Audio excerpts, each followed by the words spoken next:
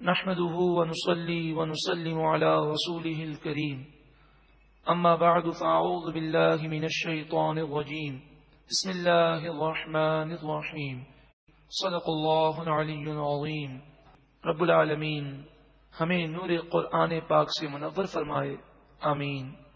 سورۃ الانبیاء آیت نمبر 11 رکو نمبر 2 اور 17ویں پارے کا دوسرا رکو۔ ارشاد فرمایا وَكَمْ قَصَمْنَا مِنْ قَرْيَةٍ، بہت ساری بستیاں ہم نے تباہ کر دیں، کانت ظالمہ، یہ بستیاں گناہ کرنے والی تھیں، وَأَنشَأْنَا بَعْدَهَا قَوْمًا آخَرِينَ، اور ہم نے اس کے بعد دوسری قوم پیدا کر دی۔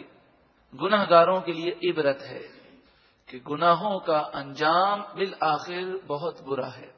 فَلَمَّا، پس جب، احسوا بأسنا، انہوں نے ہمارے عذاب کو محسوس کیا، اور انہوں نے دیکھ لیا کہ چاروں طرف سے وہ گھیر لیے گئے ہیں، اذا ہم منہا یرکضون، اس وقت وہ ان بستیوں سے بھاگنے لگے۔ فرشتوں نے کہا لا ترکضوا، مت بھاگو، اب بھاگنے کا وقت ختم ہو گیا۔ وارجعوا الی ما اترفتم فیہ، لوٹ جاؤ اپنی ان نعمتوں کی طرف جو تمہیں اس بستی میں دی گئی، وہ مکانات، وہ دنیا کی چیزیں جس کی خاطر تم نے اپنے رب کو ناراض کیا۔ وَمَسَاكِنِكُمْ لَعَلَّكُمْ تُسْأَلُونَ، اور اپنے مکانات کی طرف لوٹو تاکہ تم سے پوچھا جائے، تمہیں دکھایا جائے کہ جن مکانات اور جس دنیا کے لیے تم نے اپنے رب کو ناراض کیا، یہ تمہاری آنکھوں کے سامنے یہ دنیا تباہ کر دی جائے گی۔ جب کسی شہر میں، کسی بستی میں سیلاب آتا ہے، طوفان آتا ہے، زلزلے کے جھٹکے شروع ہوتے ہیں، تو لوگ اپنے گھر بار کو چھوڑ کر بھاگتے ہیں۔ وہ گھر بار، وہ مکانات، وہ بینک بیلنس، وہ فیکٹریاں جس کی خاطر وہ اپنے رب کو ناراض کرتے ہیں، اس موقع پر وہ سب کچھ چھوڑ کر بھاگنے لگتے ہیں۔ نہ وہ چیزیں بچتی ہیں، نہ وہ خود زندہ رہتے ہیں، بالآخر موت سے وہ ہمکنار ہو جاتے ہیں۔ عبرت ہے، درس ہے، نصیحت ہے کوئی نصیحت حاصل کرنے والا کہ وہ اپنے دل سے دنیا کی محبت نکال دے۔ کاش ایسا کرم ہو جائے کہ ہمیں گناہوں سے شدید نفرت ہو جائے، دنیا ہمارے سامنے بے وقت ہو جائے، اور آخرت کی فکر اس قدر غالب ہو جائے کہ اگر گناہ کی طرف ہم بڑھنے لگیں تو جسم پر لرزہ طاری ہو جائے، اللہ کے خوف سے آنکھوں سے آنسو جاری ہو جائیں۔ اے پروردگار ہم سب پر یہ کرم فرما دے۔ قالوا، وہ بولے یا ویلنا انا کنا ظالمین، ہائے ہماری بربادی، ہائے افسوس، بے شک ہم گناہگار تھے، ظالم تھے۔ فما زالت تلک دعواہم حتی جعلناہم حصیدا خامدین، وہ اسی طرح چیخو پکار کرتے رہے یہاں تک کہ ہم نے انہیں تباہ کر کے کاٹی ہوئی کھیتی کی طرح اور بجھی ہوئی آگ کی طرح کر دیا۔ جب کھیتی کاٹ لی جاتی ہے تو وہ زمین ویران نظر آتی ہے، وہاں پر بھوسا رہ جاتا ہے، اور جب آگ جل کر بجھ جاتی ہے تو وہاں راکھ کا ڈھیر ہوتا ہے، باقی کچھ بھی نہیں ہوتا۔ فما زالت تلک دعواہم حتی جعلناہم حصیدا خامدین، ہر ایک کو مرنا ہے۔ سوچیں گناہ کرتے کرتے کرتے موت آئی تو اس وقت کتنا افسوس ہوگا۔ اس وقت چیخو پکار وہ کرے گا مگر اس کی زبان نہیں چل سکے گی، اس کا رواں رواں پکار رہا ہوگا، ہائے افسوس ہم ظالم ہیں، ہم گناہگار ہیں۔ وما خلقنا السماء والارض وما بینہما لاعبین، آسمان و زمین و جو کچھ اس کے درمیان ہے ہم نے کھیل کود کے لیے نہیں بنایا کہ یہاں تم عیاشی کرتے رہو اور پھر ظالم کو آخرت میں بدلہ نہ دیا جائے، گناہگار کو آخرت میں بدلہ نہ دیا جائے۔ نفس و شیطان کا مقابلہ کرنے والے، اپنی نگاہوں کی حفاظت کرنے والے، اپنے رب کے حکم پر چلنے والے اور گناہوں کی زندگی بسر کرنے والے دونوں برابر ہو جائیں، ایسا نہیں ہوگا۔ اچھے کا انجام اچھا ہے اور برے کا انجام برا ہے۔ لو اردنا ان نتخذ لہوا لاتخذناہ من لدنا اگر ہمیں کوئی کھیل کھیلنا ہوتا تو ہم اپنی طرف سے خود کھیل لیتے، ان کننا فاعلین، اگر ہمیں ایسا کرنا ہوتا. لیکن رب العالمین کھیلنے کودنے سے پاک ہے، اس کی ہر کام میں حکمت ہے، اس کا کوئی کام بیکار نہیں ہے. تو یہ کائنات اس نے کیوں بنائی، ہمیں کیوں پیدا کیا؟ اس لیے کہ ہم کھائیں پیئیں اور مر جائیں. الذی، وہ ذات، خلق الموت والحیات، جس نے زندگی اور موت کو پیدا کیا. لیبلوکم ایکم احسن عملا، اس لیے پیدا کیا تاکہ تمہارا امتحان ہو کون تم میں سے اچھے اعمال کرتا ہے. بل نقذف بالحق علی الباطل، بلکہ ہم حق کے ذریعے باطل کو فنا کرتے ہیں، مٹاتے ہیں. فَيَدْمَغُهُ، پس باطل چورا چورا ہو جاتا ہے. فَإِذَا هُوَ زَاهِقٌ، پس اس وقت باطل مٹ جاتا ہے، فنا ہو جاتا ہے. ایک نہ ایک دن حق ظاہر ہوگا اور باطل کے لیے رسوائی ہے. وَلَكُمُ الْوَيْلُ مِمَّا تَصِفُونَ، تمہارے لیے بربادی ہے ان باتوں کی وجہ سے جو تم اپنی طرف سے گڑتے ہو. کہ مشرکین فرشتوں کو خدا کی بیٹیاں کہتے، عیسائی حضرت عیسیٰ علیہ السلام کو خدا کا بیٹا کہتے، یہودی حضرت عزیر کو خدا کا بیٹا کہتے. مشرکین کئی بتوں کو خدا کا مد مقابل، شریک اور برابر والا سمجھتے. اسی طرح مسلمانوں کو بھی غور کرنا چاہیے. چور ہے، ڈاکو ہے، رشوت خور ہے، سود خور ہے، حرام خور ہے، نماز قضا کرنے والا ہے، مسلمانوں پہ ظلم کرنے والا ہے، اسے اگر سمجھایا جائے اللہ کے غضب سے ڈریے تو وہ پھٹ کہہ دیتا ہے کہ مجھے جہنم سے مت ڈراؤ، رب کی رحمت بہت بڑی ہے، میں تو جنت میں جاؤں گا. اپنی طرف سے اس نے یہ سمجھ لیا کہ مجھے تو جنت کی ٹکٹ مل چکی ہے. اللہ کی رحمت بہت بڑی ہے، اس میں کوئی شک نہیں، لیکن وہ شخص جنت میں جائے گا اس کی کیا گارنٹی ہے؟ کیا کئی ایسے مسلمان نہیں جن کا ایمان برباد کر دیا جائے گا مرتے وقت؟ کیا کئی ایسے مسلمان نہیں کہ وہ جہنم میں کئی سالوں تک جلتے رہیں گے؟ تو یہ کون سی گارنٹی ہے کہ ہم جنت ہی میں جائیں گے؟ ایمان کے تحفظ کے لیے اور جنت میں جانے کے لیے، دنیا اور آخرت میں کامیاب زندگی گزارنے کے لیے اس کے مطابق زندگی گزاریں جو اللہ اور اس کے رسول نے حکم دیا.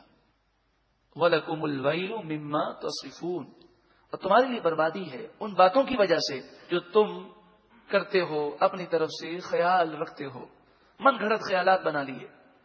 وَلَهُ مَن فِي السَّمَاوَاتِ وَالْأَرْضِ، اللہ ہی کے لیے ہے جو کچھ آسمانوں میں ہے اور جو کچھ زمین میں ہے. وَمَنْ عِنْدَهُ لَا يَسْتَكْبِرُونَ عَنْ عِبَادَتِهِ، جو اللہ کے پاس فرشتے ہیں وہ اللہ کی عبادت کرنے میں تکبر نہیں کرتے، وہ عاجزی کرتے ہیں. ولا یستحسرون، اور وہ اللہ کی عبادت کرنے سے تھکتے بھی نہیں ہیں. یسبحون اللیل والنہار، یہ فرشتے دن اور رات اللہ کی تسبیح بیان کرتے ہیں. لا یفترون، یہ فرشتے سستی نہیں کرتے. رب العالمین تمہاری عبادت کا محتاج نہیں ہے. تم عبادت نہ کر کے، گناہ کر کے اپنا خود نقصان کر رہے ہو. رب العالمین فرشتوں کی عبادت کا بھی محتاج نہیں ہے. یہ تو اس کی مشیت ہے، اس کی مرضی ہے. ام اتخذوا آلہۃ، کیا ان لوگوں نے جھوٹے خدا بنا لیے؟ من الارض، زمین سے یعنی مٹی سے، پتھر سے، مٹی سے بت بنا کر وہ انہیں خدا سمجھنے لگے. ام اتخذوا آلہۃ من الارض، کیا انہوں نے زمین میں سے کچھ ایسے خدا بنا لیے ہیں؟ ہم ینشرون، کہ وہ کچھ پیدا کرتے ہیں، یعنی کیا ان کے بت کسی چیز کو بنا سکتے ہیں؟ اور یہ بات حقیقت ہے کہ وہ کسی کو پیدا نہیں کر سکتے. جب وہ کچھ کر نہیں سکتے تو یہ بت خدا کیسے ہو سکتے ہیں؟ لو کان فیہما آلہۃ الا اللہ لفسدتا، اگر زمین و آسمان میں اللہ کے علاوہ اور خدا ہوتے تو دونوں تباہ ہو جاتے. زمین و آسمان کا نظام تباہ ہو جاتا. ایک ملک میں دو بادشاہ نہیں رہ سکتے، تو ایک کائنات کا نظام چلانے والے دو خدا کیسے ہو سکتے ہیں؟ یہ عقلی طور پہ سمجھایا گیا. ایک بزرگ ایک خاتون کے پاس سے گزرے تو وہ خاتون اپنا چرخہ چلا رہی تھی. تو آپ نے فرمایا کہ اے خاتون، اے بڑھیا، تو نے خدا کی معرفت حاصل کی؟ اس نے کہا ہاں. آپ نے فرمایا یہ بتا کہ رب العالمین کا وجود ہے؟ تو اس نے کہا ہاں.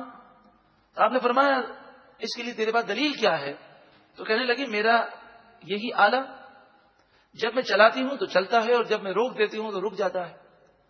یہ کائنات کا نظام چل رہا ہے، اسے چلانے والا ضرور موجود ہے. تو آپ نے کہا ایک خدا ہے، ایک سے زائد ہیں؟ کہنے لگے ایک ہے. تو کہا کہ ایک ہے، اس کی دلیل کیا ہے؟ کہا یہی میری مشین، یہی میری لکڑی کا سامان. اگر ہم دو چلانے والیاں ہوتی تو پھر دو صورتیں ہیں. ہم دونوں ایک ہی سمت میں چلاتے تو اس صورت میں اسپیڈ بڑھنے سے یہ ٹوٹ جاتا، اور اگر دونوں مخالف سمت میں چلاتے تب بھی ٹوٹ جاتا. بھئی ایک فیکٹری کا ایک مالک ہوتا ہے. اگر دو مالک ہوں، کبھی کوئی حکم دے اور دوسرا حکم دے، اور دونوں کی پاور برابر ہو. اگر دو مالک بھی ہیں تو پھر پاور دونوں کی برابر نہیں ہوگی.